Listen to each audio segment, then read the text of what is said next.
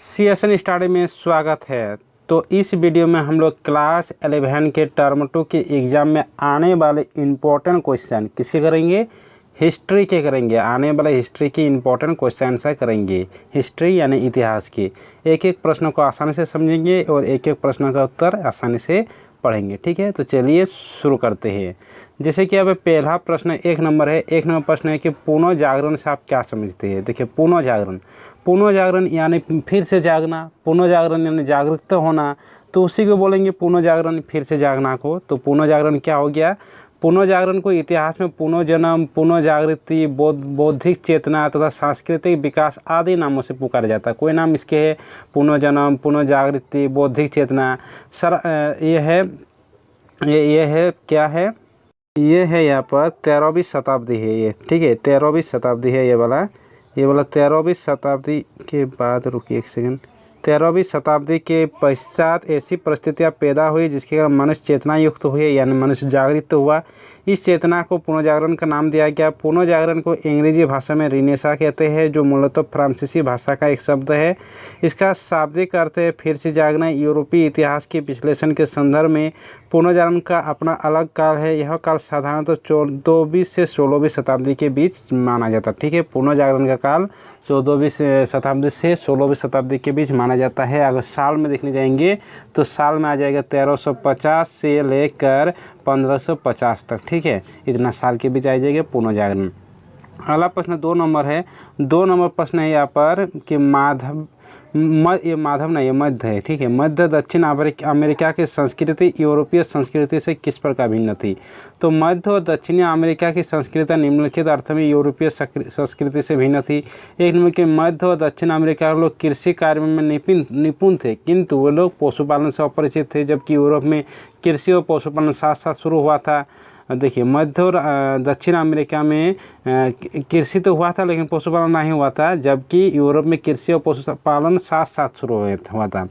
अमेरिकी लोग हल और पहियों का प्रयोग से अपरिचित थे। अमेरिकी लोगों के पास लोहे के औजार नहीं थे, वो पत्थरों के औजार ही प्रयोग करते थे।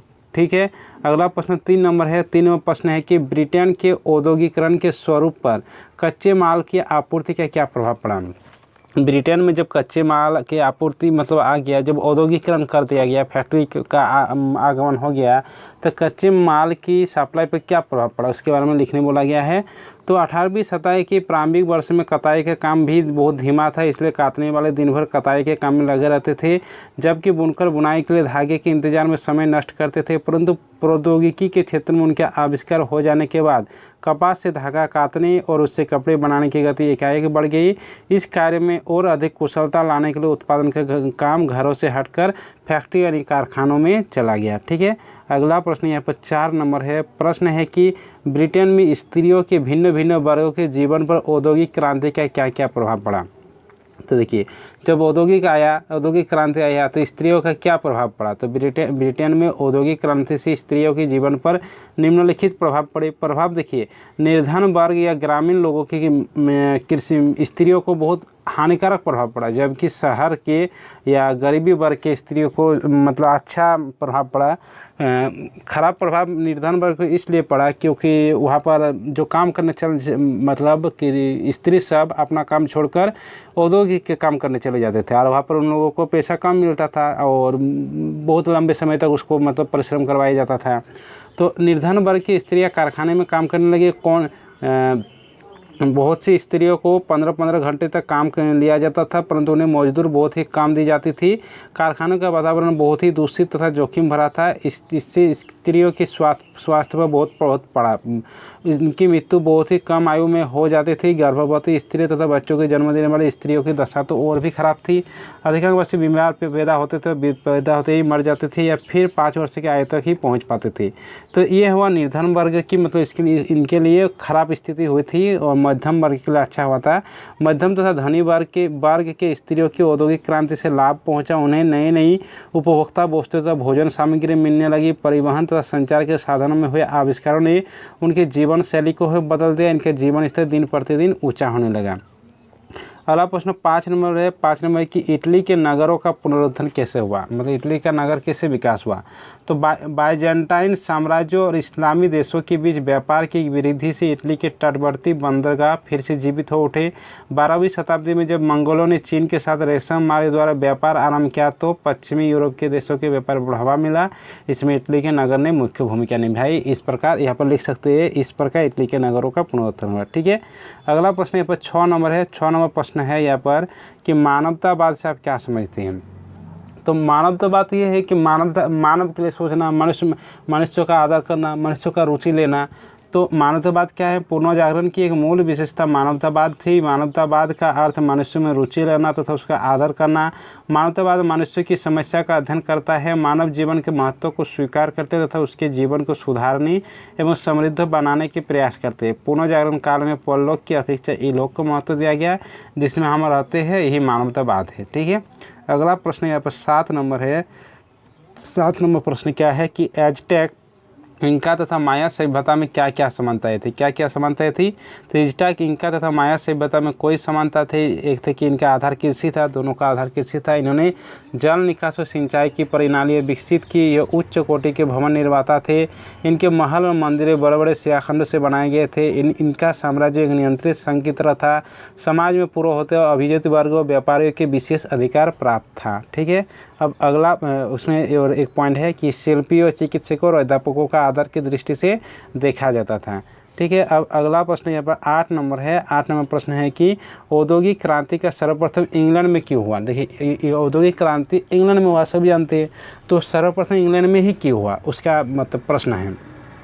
तो इंग्लैंड प्रथम देश था जहाँ जिसमें औद्योगिकरण का प्रारंभ हुआ। ये 17वीं सदी से ही राजनीतिक दृष्टि से सुदृढ़ एवं संतुलित रहा था। इससे एक तो कानून, मुद्रा प्रणाली तथा बाजार का एकीकरण हुआ तथा दूसरी तरफ स्थानीय प्राधिकरण को बाजार व्यवस्था पर कोई हस्तक्षेप नहीं रहा, जिससे कीमतों में भी अनावश्यक वृद्धि नहीं हुई। बड़े जमींदारों द्वारा गांव की सार्वजनिक भूमि को घेरकर बड़ी बड़ी संपदाएं बना ली गई थी। इससे गांव की सार्वजनिक जमीन पर अपने पशु चराने वाले चारावायों को कहीं और काम तलाशने पर मजबूर होना पड़ा। देखिए, जो गांव में पशु चराते थे उसको उन लोगों को काम तलाशने के लिए दूसरी ओर मतलब मजबूर होना पड़ा। वो शहर की ओर मोड़ गया। शहर में फैक्ट्री था, औद्योगिक था, तो वहाँ वो मजदूर के रूप में औद्योगिक क्रांति को जन्म देने में महत्वपूर्ण भूमिका निभाई। अगला प्रश्न यहाँ पर 9 नंबर है। 9 नंबर प्रश्न क्या प्रश्न है यहाँ पर। देखिए, ये पौधों नहीं है, ये औद्योगिक है। ठीक है, ये औद्योगिक है। ठीक है, औद्योगिक की क्रांति के समय हुए 5 प्रमुख आविष्कार और इसके आविष्कारक के नाम बताइए। तो 5 लिखने बोले, एक इधर लिखा आविष्कार, इधर लिखा आविष्कारक। आविष्कार मैंने यानी कोई भी मशीन, और आविष्कारक यानी मतलब जिसने उस मशीन की खोज किया। तो फ्लाइंग शटल की खोज किसने किया, जॉन के ने। स्पिनिंग जेनी, जेम्स हारग्रीव्स ने। Water frame, Richard Arkwright. भाप का engine, James Watt. Mule, Samuel Crompton. ठीक है, अब अगला प्रश्न यहाँ पर 10 नंबर है। 10 नंबर प्रश्न है कि कोरिया ने 1997 में विदेशी मुद्रा संकट का सामना किस प्रकार किया। तो बढ़ते व्यापार घाटे, वित्तीय संस्थानों का खराब प्रदर्शन व प्रबंधन, लापरवाह व्यापार संचालन आदि कारणों से 1997 में कोरिया की विदेशी मुद्रा संकट का सामना करना पड़ा। इस संकट से उबरने के लिए नागरिकों ने गोल्ड कलेक्शन मूवमेंट के माध्यम से विदेशी ऋण चुकाने की दिशा में सक्रिय रूप से सरकार का योगदान किया। इसके अतिरिक्त सरकार ने अंतर्राष्ट्रीय मुद्रा कोष का भी मतलब हेल्प लिया, मदद ली। ठीक है, तो इस प्रकार कोरिया ने मुद्रा संकट का सामना किया। ठीक है, तो इतना ही इतिहास के इम्पोर्टेंट क्वेश्चन आंसर था। ठीक है, तो अच्छे से पढ़ लीजिए, एग्जाम बढ़िया से दीजिए। तो सभी दोस्तों के साथ इस वीडियो को शेयर कर दीजिए, वीडियो को लाइक कर दीजिए। अगर चैनल में कोई नए हैं तो चैनल को सब्सक्राइब कर दीजिए और साथ में बेल आइकन को प्रेस कर दीजिए। चलिए मिलते हैं अगले वीडियो के साथ।